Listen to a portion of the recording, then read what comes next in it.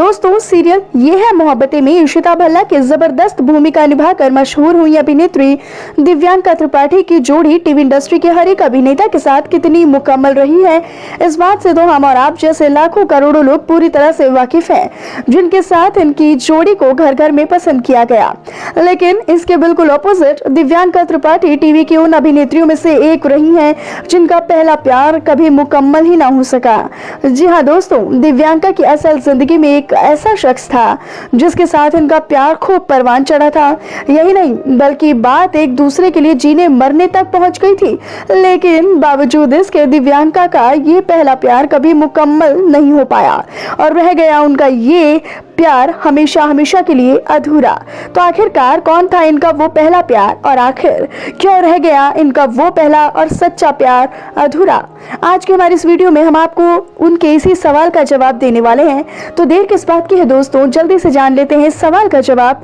लेकिन इससे पहले ना इस खूबसूरत सी अदाकारा के लिए वीडियो को लाइक करना आप ना भूलें। यह है मोहब्बतें में इशिता भल्ला। दिव्यांका त्रिपाठी ने हमेशा अपने करियर प्रोफाइल को लेकर दूसरी अभिनेताओं को पछाड़ा है, लेकिन इनकी लव लाइफ काफी दुख भरी रही है, जहां इन्होंने दूसरी अभिनेत्रियों के मुकाबले अपने पहले प्यार में ही हार का मुंह देखा। जहां इन्होंने जिससे पहली और शिद्दत मोहब्बत की, उनसे इनका प्यार हमेशा हमेशा के लिए अधूरा रह गया।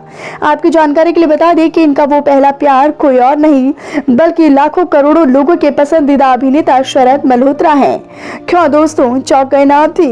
लेकिन सच्चाई यही है कि शरद मल्होत्रा ही दिव्यांका के पहले और सच्चे प्यार रहे हैं, जिनसे इनकी पहली मुलाकात साल 2003 में स्टार प्लस पर प्रसारित हुए सीरियल बनूं मैं तेरी दुल्हन के सेट पर हुई थी, जहां शरद मल्होत्रा सागर प्रताप की भूमिका निभाते हुए नजर आए, तो वहीं दूसरी तरफ दिव्यांका त्रिपाठी ने विद्या सागर की भूमिका निभाई थी।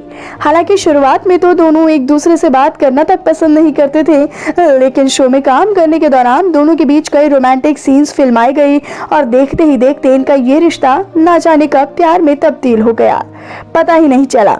फिर क्या, देर न करते हुए दोनों ने एक दूसरे को प्रपोज किया और डेटिंग स्टार्ट करने लगे। दिलचस्प बात तो ये रही थी कि दर्शक भी इनकी जोड़ी को काफी पसंद कर रहे थे और दिल से चाहते थे कि ये दोनों ना एक दूसरे के साथ शादी कर लें। ये दोनों भी एक दूसरे के लिए काफी ज्यादा सीरियस थे। अपने इसी रिश्ते को शादी के अंजाम तक पहुंचाने के लिए दिव्यांका ने तो शरद के सामने शादी का प्रपोजल तक रख दिया था, लेकिन शरद मल्होत्रा ने उनकी शादी का प्रपोजल एक्सेप्ट करने से पहले ही ठुकरा दिया था। जी हाँ, शरद मल्होत्रा ने सिर्फ ये कहकर उनका शादी का प्रपोजल ठुकरा दिया था कि वो अभी तक शादी नहीं करना चाहते हैं, वो अपने पहले करियर बनाना चाहते हैं। दिव्यांका के इस प्रपोजल को एक ही पल में उन्होंने ठुकरा दिया था और इसी बात ने दिव्यांका काफी ज्यादा हर्ट भी हुई थी, क्योंकि उनके लव रिलेशनशिप को तकरीबन 7 साल हो गए थे।